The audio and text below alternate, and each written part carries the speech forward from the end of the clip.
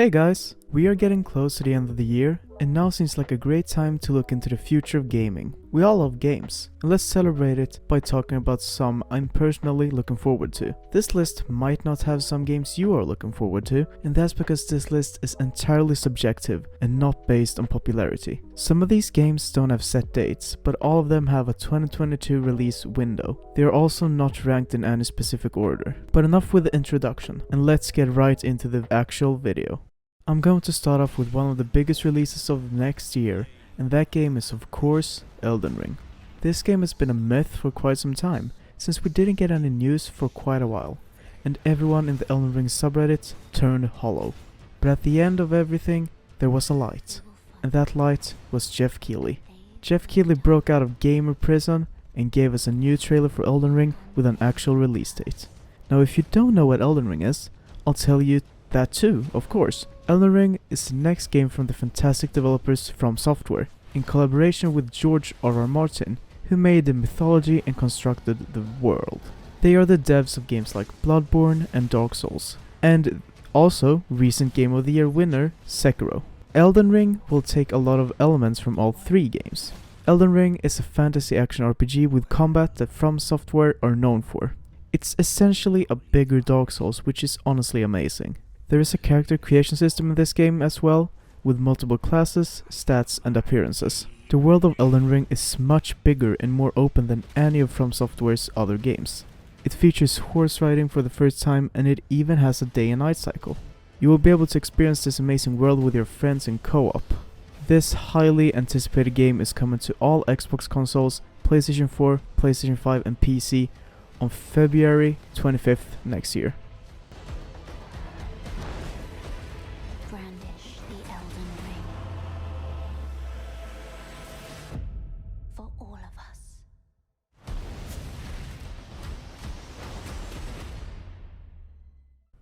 Sifu is a game that came out of nowhere and it looks absolutely fantastic.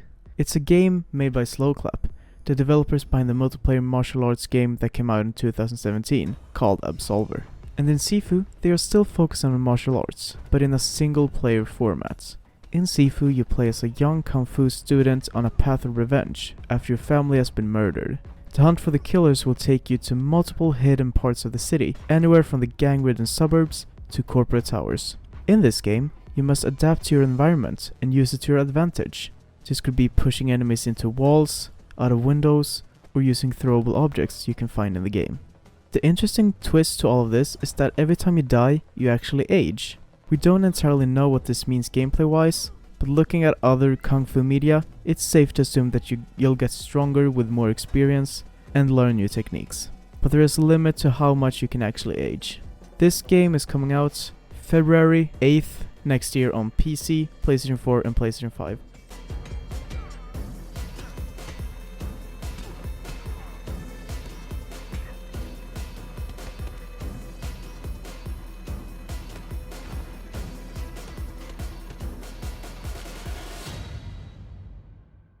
Dying Light 2 is a game I've been looking forward to for a long time. I am a huge fan of the first Dying Light game, which in my opinion is one of the best zombie games ever. And Dying Light 2 seems to be like the first game, but better in every single way. Now of course, that's based on what we've seen and I'm not stating it as fact. You never know how a game will turn out.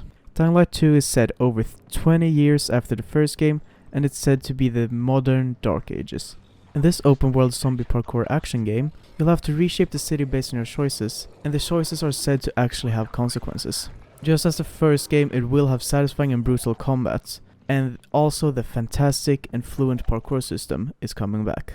But this time, the combat will be even more customizable, and they want everyone to have their own way of fighting in the game. They are also improving the parkour, with double the amount of parkour moves. I think this all sounds so awesome, and Dying Light 1 is one of my favorite games of all time. Dying Light 2 will be coming to PC, the Xbox consoles, PlayStation 4 and PlayStation 5 on February 4th, and I can't wait.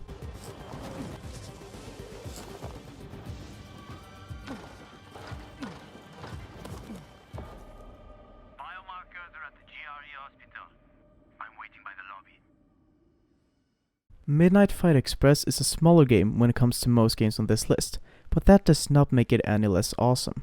Midnight Fight Express is a game I saw for the first time over a year ago and was instantly really interested in. In the game, you will fight your way across the city in brutal combat that is actually motion captured. You'll be able to use a lot of different weapons like guns, knives and a lot more. It's said to be accessible but difficult, so you'll have to truly learn the combats in this game. As you progress through the game, you'll unlock new moves, a lot of new cosmetic skins and weapons. The most impressive part about all of this is honestly that it's made by a solo developer, and I have so much respect for him that he managed to make a game like this by himself. The game is coming to Nintendo Switch, PC, PlayStation 4, Xbox One and even Xbox Game Pass day 1 in summer 2022.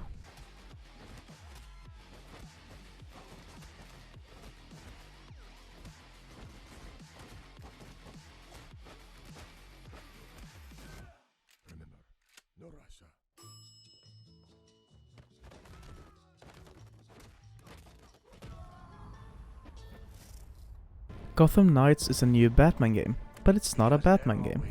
Now, what I mean by that is that it's very much focused on a lot of what makes a Batman game about Batman, but this time it's actually a Bat Family game. It's being developed by Warner Bros. Montreal, the developers behind Batman Arkham Origins, which is really underrated by the way. And in this game you'll be able to play as Robin, which in this game is Tim Drake, Batgirl, which is Barbara Gordon, Red Hood and Nightwing. And in this game, Batman is supposed to be dead. And without a protector like Batman, the criminal underworld has swept the streets of Gotham City. Now it's up to the Bat Family to become the protectors that Gotham desperately needs. You'll solve mysteries about the darkest chapters in the city's history, and of course fight classic Batman villains like Mr. Freeze. And one of my favorite parts about this game so far is that one of the main villains is the Court of Owls. And the Court of Owls is an incredibly story arc from the Batman comics. I recently read it myself. The game itself is an open world action RPG set in the most interactive and dynamic Gotham City yet. The open world has 5 different boroughs you can explore by yourself or one friend through drop-in co-op. The game is looking pretty dope and will be coming to PlayStation 4, PlayStation 5, the Xbox consoles and PC sometime next year.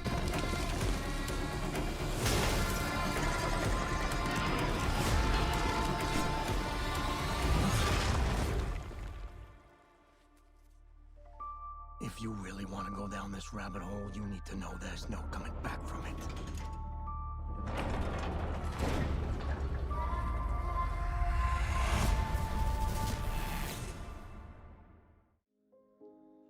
Somerville is a game that really blew me away as soon as I saw it. The first time I saw it was earlier this year at the Xbox E3 showcase, and it looked absolutely beautiful.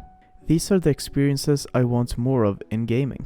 Somerville is a sci-fi adventure game grounded in the intimate repercussions of a large-scale conflict. You will have to find the means to make your family whole again. You'll immerse yourself in a handcrafted narrative experience set in a vivid rural landscape. But why do I even need to tell you all of this? The trailer shows you everything you need to know about this dope looking game. If you for some reason aren't sold yet, the developer's Jump Ship is actually built in collaboration with the co-founder of Playdead, the developers behind Inside. And that is definitely a good thing to mention since Inside was a fucking phenomenal game. Somerville will be coming to Xbox and PC sometime in 2022 and it's a day 1 Game Pass game. Now,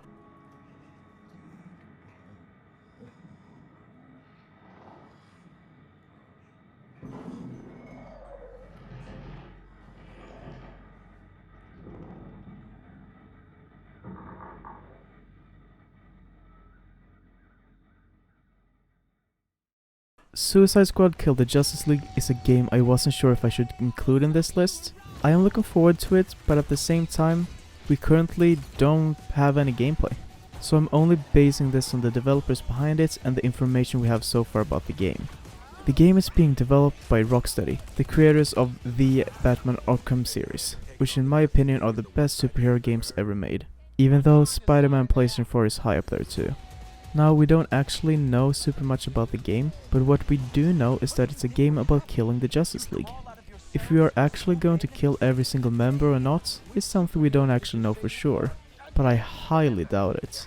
I'm very curious how they are going to tackle this though. The game is set in the same universe as the Arkham games, but we don't know exactly when it's set. and it will still feel really unique since it isn't focused on Batman, and it's actually set in an open world metropolis. The characters you have to choose from are King Shark, Harley Quinn, Deadshot, and Captain Boomerang. The gameplay is said to be a hybrid between their previous Arkham games and some powerful, awesome gunplay. And you'll be able to develop your weapons over the course of the game. This game can be played in 4-player co-op, but also works single player. Although if you play single player, the 3 other members of the squad will be controlled by AI. We don't have a set release date, but it's supposed to be coming next year to next-gen consoles and PC.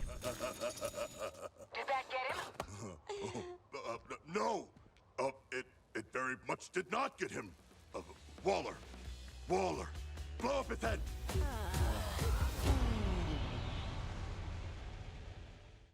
Replace is another game on this list that I first saw at the Xbox E3 showcase this year, and man oh man is it looking incredible. Everything about it, from the music to the art style and to the crunchy combat. It's honestly looking like the perfect game for me. Replace is a 2.5D sci-fi retro-futuristic action platformer where you play as an artificial intelligence trapped in a human body. Every single thing about that sounds interesting, and I really want to learn more about the AI trapped in the human body. Sounds like there is a lot of storytelling potential there. The game combines cinematic platforming with free-flow combat, set in an alternative 1980s. This cyberpunk-inspired world is looking real good, and I'm honestly a sucker for cyberpunk settings and this type of art style. I am fully sold on the game, and it's coming to the Xbox consoles, PC, and Xbox Game Pass Day 1 sometime next year.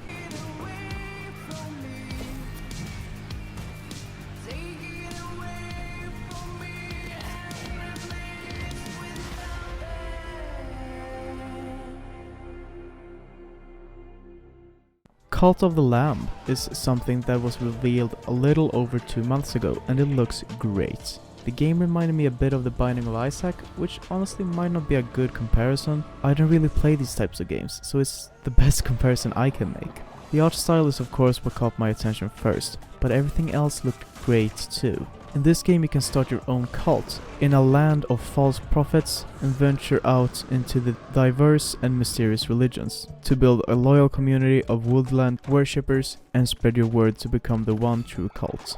This sounds fun. Who hasn't wanted to start a cult at least once, right? Outside of this, you can explore the randomly generated world, fight hordes of enemies, and defeat rival cult leaders. This game has an interesting premise that honestly sold me on it immediately.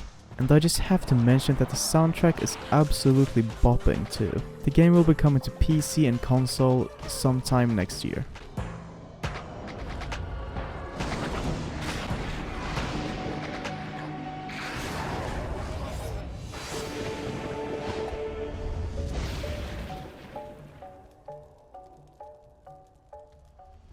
Now we have gotten to the big one, and don't think I forgot it. God of War Ragnarök, man. This game will finally got an actual trailer, and not to anyone's surprise, it looks incredible. The game will try to improve on God of War 2018, and if they manage to improve it even a little bit, I'll be very impressed, since the 2018 game is almost flawless. Instead of explaining the game by myself, I'll just take a bit of text from PlayStation's own website, and it says this. From Santa Monica Studio comes the sequel to the critically acclaimed God of War. Kratos and Atreus must journey to each of the 9 realms in search of answers, as they prepare for the prophesied battle that will end the world. Together, Kratos and Atreus venture deep into the 9 realms in search of answers, as Asgardian forces prepare for war. Along the way, they will explore stunning mythical landscapes, gather allies from across the realms, and face fearsome enemies in the form of Norse gods and monsters. As the threat of Ragnarok grows ever closer, Kratos and Atreus find themselves choosing between the safety of their family and the safety of the realms. If you don't think that sounds awesome, I'm going to ask you to kind of leave. The door is right there, because there is no way in hell anyone thinks that doesn't sound dope. Now, I'm not going to talk more about this game since I'm trying to not spoil too much for you guys. I know some of you guys really don't want to know anything about the game, and that's fine. The game is coming to PlayStation 4 and PlayStation 5 sometime next year. This one will be a special one. Are you coming with us?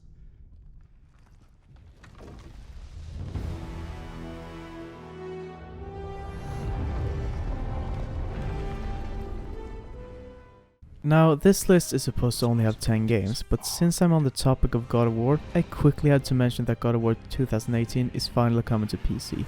God of War needs no introduction, especially since I've been talking about the sequel, but I just want to say that I think it's awesome that one of the best games in a long time is going to be available for PC players as well. When I started writing this list, I had not played God of War that much, but after writing most of the script, I managed to get a PlayStation 5. So one of the first games I tried was God of War, and the 60 FPS is just fantastic. It's coming to Steam and Epic Games Store on January 14th.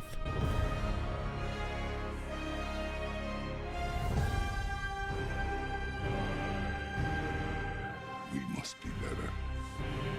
We must never forget them. Now, that's the whole list. It feels great to make another list of games, since it's really fun. And after writing this, I realized that there are a lot more games coming out next year. 2022 is currently the most packed year in a while. But during these uncertain times, you never know how many of the games are going to get delayed again. No matter what, it's still fun to look and talk about what the future holds for gaming.